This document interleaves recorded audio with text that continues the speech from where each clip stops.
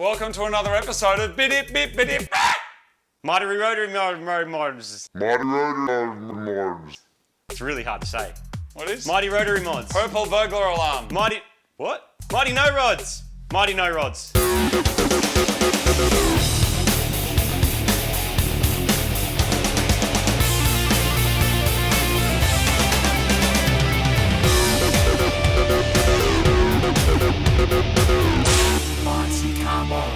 Welcome to another episode of Mighty Car Mods. Today we are continuing work on Marty's RX7. Why'd he buy it? Because he's always wanted one. Always. And then he got one. And he got this pre-COVIDness, which means it wasn't 500,000 rupiah.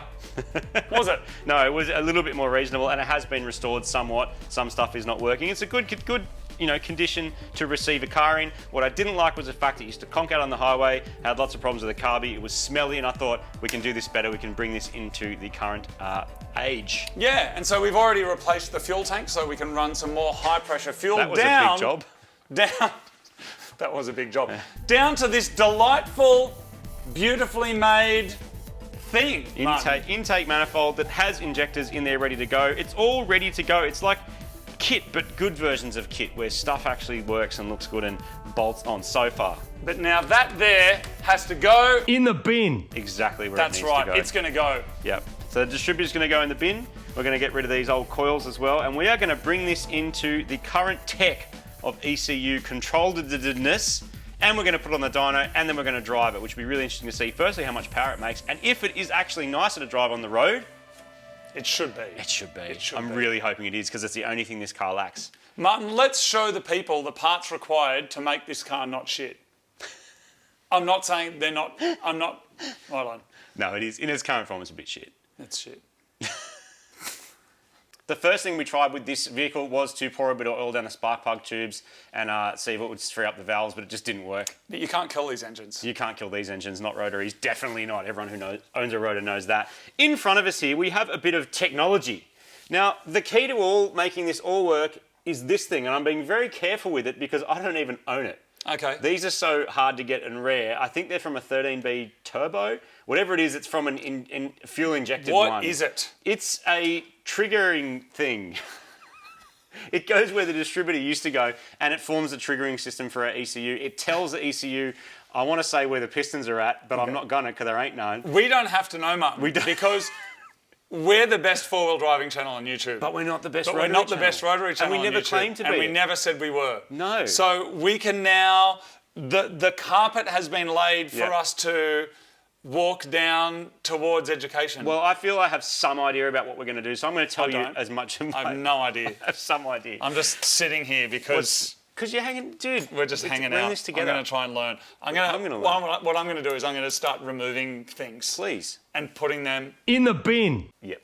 There. So this is a triggering thing. This is actually on loan because I couldn't buy one. So I'm going to have to work out triggering later once I have to give this back because then my chart's not going to work. My triggering thing. And then some stuff will look a bit more familiar here. This is a bunch of Haltech gear. That is the Elite. You want to open that? That's the Elite 550. And this is the little mini one, but we'll do every single thing that this car needs to make it run. That'll run a 4-cylinder car. Look at that. Look how small it is. So that obviously doesn't have all the features of like the 1000 or their bigger ECUs, but we don't need them. We don't need them because we're going cable throttle. We don't need electronic throttle.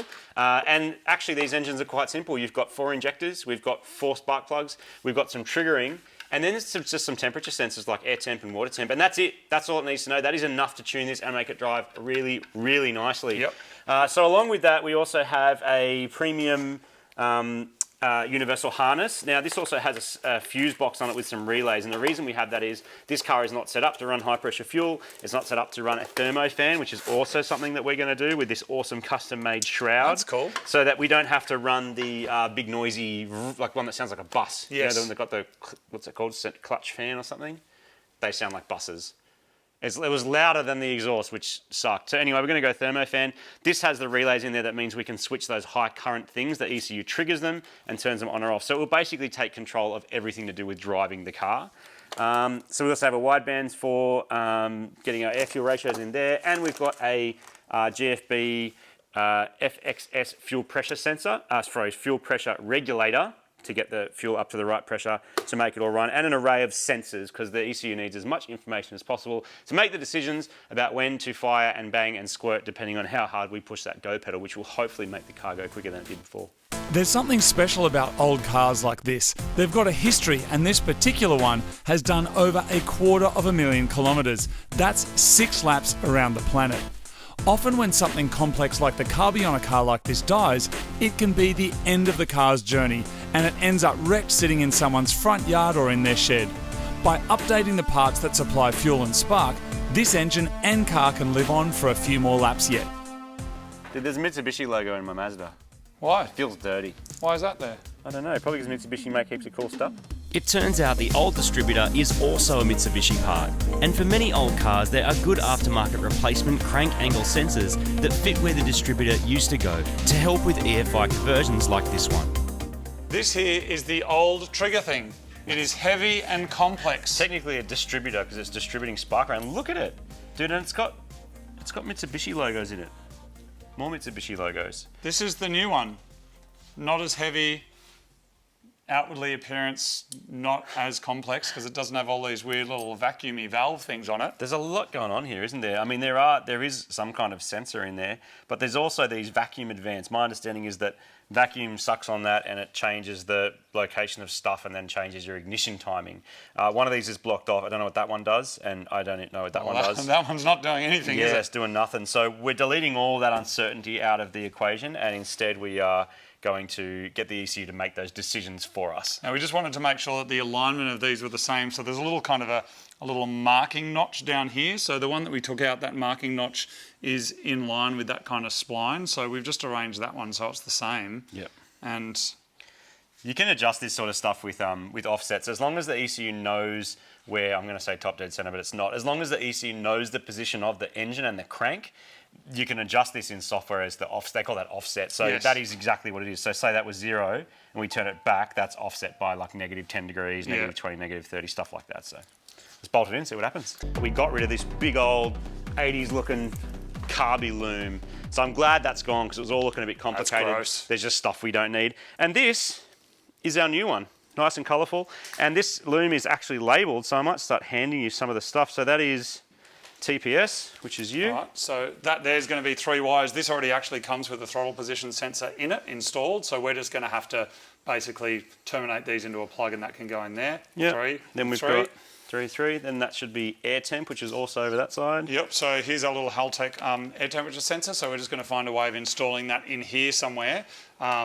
Close enough is good enough, Martin, for air temperature? For this car, yeah. Because we have injectors in like a toilet bowl injection system where the fuel squirted in just below, you don't want your air temp sensor getting fuel on it. So we're just going to get an idea of what temperature the air is that the engine is sucking in. It doesn't have to be completely accurate on a thing like this. That's going there, that's going there. That's our fuel pump trigger, so that will go back into the car somewhere via the fuse box. Yep. Injectors. The next interesting one is, what have we got? Yeah, so that's injection. So there's 2 on this side and 2 on this side. So that will have the what we need for the injectors, but also a power wire to power them, because you put power on one side and then... So should have 8 of these, yeah?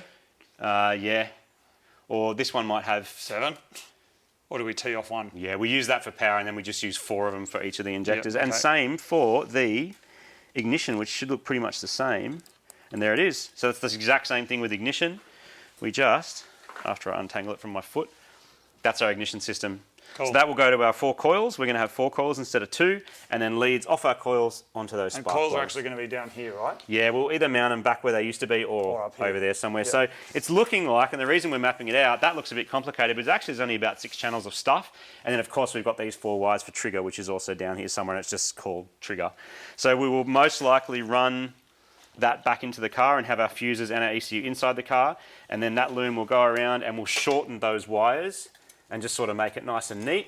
And we'll just have one loom that goes back through into the car, ECU inside, plug in our wideband, give it some power. Dyno, go for a drive. We're going to rough in the locations for our wiring so that we can get started running any new components like the thermofan. The instruction guide that comes with the ECU is an invaluable tool for making sure you don't get too confused. We're not going to terminate anything on it yet because that'll stop us from being able to pull the wiring back through the firewall. Our loom also comes with a fuse box, which we can customise to run any high current accessories. Depending on your existing wiring, you may not need this, as you can borrow some of the existing relays and just trigger them the way the factory ECU used to.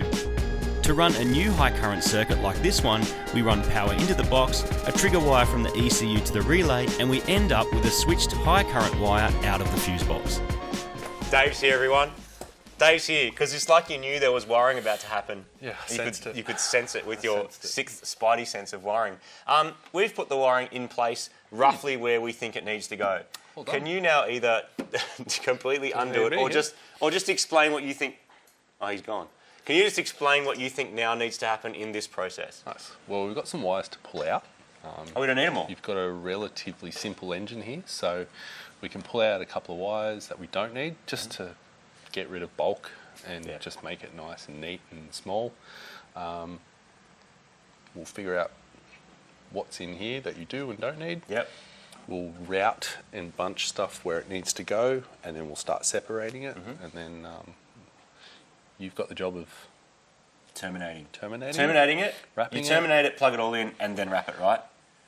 Ideally. Or you're confident enough to just wrap it anyway and you'll be fine. Oh, you just send it. Just send You've it? done this a few times now. Yeah, I know. You're an expert. But I so just it's still get a little bit nervy about it because it's, it's a nice old car and we don't want to ruin the purity too much. Fire is very difficult to undo. So we'll do it once, do it right. It took me a second. Like, the fire? What? No, we're not going to have fires. Not with this car. no No, fire. we're going to make it work. It's going to be awesome. No, And I appreciate your help. that's right. Can we do it together? Yeah, that sounds good. Excellent. Let's do it. No. Just going to fold up my Mighty Car Mods chair and get out of here. When Dave isn't helping us wire up stuff, we're usually talking about music, lawn mowing, and Evos. While he was arranging the loom, I set about removing the thermostat housing and promptly snapped off the bolt. A whole lot of brown dirt came out of the other hole, so I'm guessing it hasn't been touched in quite a while. Something else to try and repair. The loom that we're using will work on much more complicated installs, so we're able to remove some of the wires to save some space. So we're just going to try and thin this out a little bit with all of the unnecessary stuff that we don't need, like boost control. Man, and which all gives that us sort more of stuff. room for the loom. It just makes it nice and neat. That's why you're here, Dave. Thank you. Now that Dave has thinned out the wiring loom, we can install a grommet into the firewall and start adding sleeving to protect the wires and make it look mad. While he's doing that, I have to try and repair my broken thermostat housing bolt. I've drilled the stuck bolt and I'm using an easy out which digs into the remaining thread and sometimes can extract it. How's it going, Martin? You winning, mate? Mighty No Rods, mate. Yeah, I'm loving it. Look how neat this loom is. Dave's a wizard. Because I was just going Dave's to a tape wizard, it up, that's why. and Dave was like, we're going full wizard spec. And he sleeved it, like full wizard sleeve. Look at that. Look at that. That's awesome, It man. is. It's wizard sleeve. If it's done by a wizard and it's sleeve, it's wizard sleeve. That's true, Martin. So look how neat this is. Comes through the firewall in our grommet, and then it all goes to where it needs to go. And the only thing we have to do now is just actually crimp on, like terminate these. But that's click, done. Where are these things? Well, they're gone, so that's why next time you see us, we will be installing coils and fixing this. Okay. That's not great. Where do you get more of this? Well, you can get these off the internet, which is what I've ordered. So these will be here in a couple of days. The thermostat, the gasket, and then that gets bolted back on now that I've repaired the threads. Yeah. And plug in our fuel injectors and wire our fuel pump.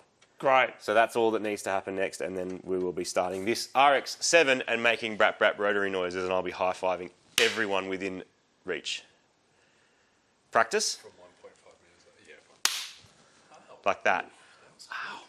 It's a new day. We are revitalised, recharged, re-energised and ready to get this DAC machine working. A whole bunch of stuff has arrived that I needed. Some weld-on bungs, some more sleeving, and most importantly, things to make the spark go boom, which I'm going to show you over here. So I have these Haltech LS1 coils with built-in igniters. You can buy them directly from Haltech, and these just work as long as you have space to put them.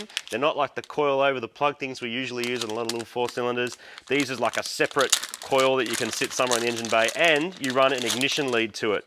Normally on an LS like our BMW, you'd have 8 of these bad boys and they'd sit up on top of the valve cover, and then you have little short leads. We're going to sit these back further in the engine bay, and we're going to do that using this mounting system, and this lets us bolt a couple of them together into a neat package, and I'm going to recycle the original coil mount. It is basically the same thing. It's a Bosch coil, whatever, and then that's a more modern version of that uses plugs and whatever. And the Haltech will fire that at the correct moment for the piston when it reaches top. Just kidding. When the rotor reaches wherever the rotor reaches when we make it bang. When you're upgrading your ECU, it's the perfect time to upgrade your ignition system as you've got to wire it all in anyway. There's heaps of options out there for ignition coils, both new and repurposed OEM ones, and our ECU will run most of them. So this is super neat. I love stuff like that. It packages it up nicely. You can get to the plugs really easily. We can just sit it on the car somehow. And all we're gonna do is transpose this mounting system, those holes, onto a bit of bar or plate or something and make it work like that.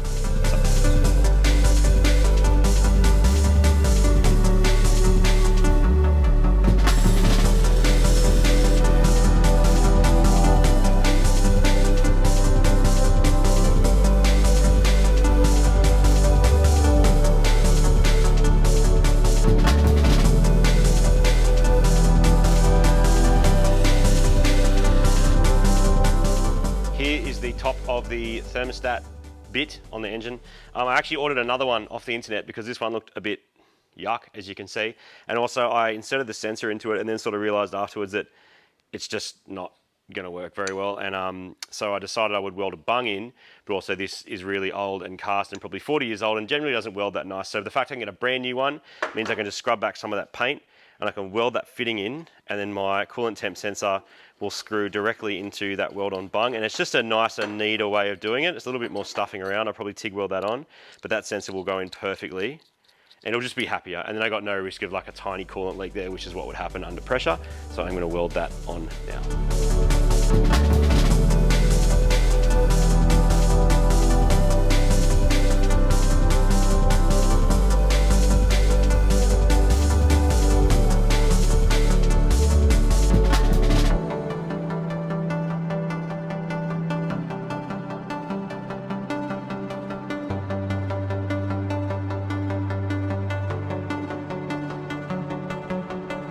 While I am waiting for some of my other parts to dry, I've given them a bit of a coat of black paint just so it looks mad. I'm going to get my fuel system up and running. So the injectors are already in the manifold, the fuel pump is in the back. All I've got to do now is connect all the lines and make a couple of lines. I'm going to start with my regulator, work my way from the back to the front. So regulator is going to go in, and from there I'm going to mount it and then decide where the pressure feed is going to go, where the low pressure return is going to go, and then run the lines to the injectors. The high pressure fuel pump that we installed with the tank into the back of the car generates the force that squeezes the fuel through the injector and atomizes it into a fine spray which is mixed with air and then sucked into the engine. For accurate tuning, you need consistent fuel pressure. A regulator works with the pump to make sure the pressure at the back of the injectors is the same at all times, regardless of pump voltage, fuel flow and other factors. The fuel rails on the injection setup that I've got gives you lots of options on how to run your lines, but do require AN fittings, which I've now got an assortment of. I'm using barbed fittings with hose clamps for simplicity and because they're not quite as expensive as a braided line setup. Much like a factory car of this era, the hoses are simply pushed onto the fittings and clamped down either with worm drive clamps or these more permanent squeeze down ear style clamps. While I'm here, I'm also going to run a T-piece on the oil pressure gauge so I can run a sensor that the ECU can display and log oil pressure on the dyno. All my fuel lines are done. The only thing that's left to do is the return, the low pressure return out of the bottom of the regulator. I've got an adapter there that goes from the 1/8 NPT thread to a 6.5mm hose, I believe it is, which is the return line. So this is actually smaller than the feed, pretty common, MR2, same thing. This won't be a problem for the power level of this car, but if you're doing big power, you need to think about potentially doing a different return setup. What's very common is to use your existing supply as the return and run a bigger feed, but I'm not going to because I'm not making that amount of power. So this is building to the power. It's good if you have some idea beforehand what that's going to be. This would do double. This return line would be sort of fine up to maybe like 150 kilowatts, but over and above that, you can start running into problems where it just can't get rid of the fuel quick enough, and then you cause weird pressure issues. My coils are getting mounted up, and now I can install the air temperature sensor into the top of the air filter housing. I'm drilling a tiny hole, adding a grommet and running thin gauge wire out to the ECU, and then drilling and tapping a 1/8 NPT thread into the filter bracket to hold the sensor itself. All right, we've hit the rotary slowdown, which is where you've done all the big stuff. Coils are in, wiring's really getting along. I don't have a thermostat. It didn't have one in there. I don't know what thermostat I need. I don't have the gasket for the thermostat housing either. This fuel hose we put on the front clashes a little bit with the actual cover for this, so I need to remake that. Next step is to mount accelerator pedal and make all that work. And then the big one is the breathing, which is not done as well, so that's probably going to need some kind of catch can arrangement. And then also the evap system, or the purge, which is sucking the fuel vapor out of the tank so you get weirdness with pressures. And then the oil metering, which is this system down here where there's a little pump down the front of the engine, and basically oil gets sucked from the sump up into the carby and sent down through the engine to help lubricate stuff. This is a very basic early model system, so a lot of people just premixes where you chuck fuel in the car and you chuck 100 mils of oil in as well. And that lubricates it via just injecting it. I'd like to run the factory one just so oil goes in one side, fuel goes in another, and it's very simple, especially if you loan out the car or something, but we may not be able to use it because there's a linkage here that is sort of triggers everything, but there's nowhere for that to go. So I may just end up having to block that whole system off. Don't know yet. So the rotary slowdown has hit us, but things are still going really well. We've made lots of progress, and it's going to be freaking excellent when we start this thing. My next job is to get under the dash and connect up the throttle cable that's supplied with the intake. That involves removing the factory one and transplanting the plastic sleeve off the original onto the new one. Then I'm jumping under the back of the car and drilling another hole in it to make the fuel filler vent line work properly. Then all that's left to do is install a fuel filter in line on the supply line and connect it back up to the factory hard lines to send fuel up to the front of the car and into my fuel pressure regulator. Just like that, fuel system is done. A nice little feeling of achievement because nothing was there this morning, plumbed. It's been a couple of hours, and that's now ready to put petrol in, which we have taken the K-truck and got some fuel in some jerry cans. So we'll fill up the new tank and we will try priming it. I believe Dave has just now plugged in the fuel tank, so we can just test it by priming it and making sure there's no leaks and set our base fuel pressure.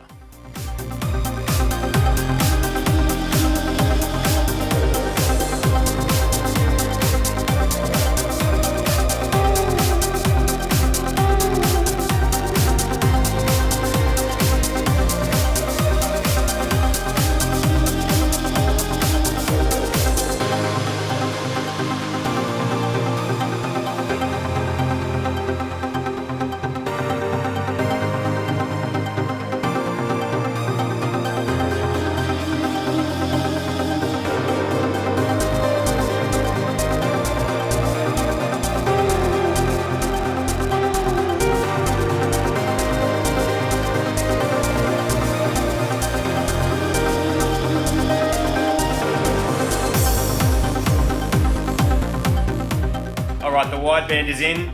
We are done. We're actually going to take it to Haltech and start it because we need to do a whole bunch of diagnostics and time checking and stuff that we just don't have the equipment to do here. So it's going to go on a tow truck, and next time you see this thing, we're going to be at Haltech getting ready to tune it.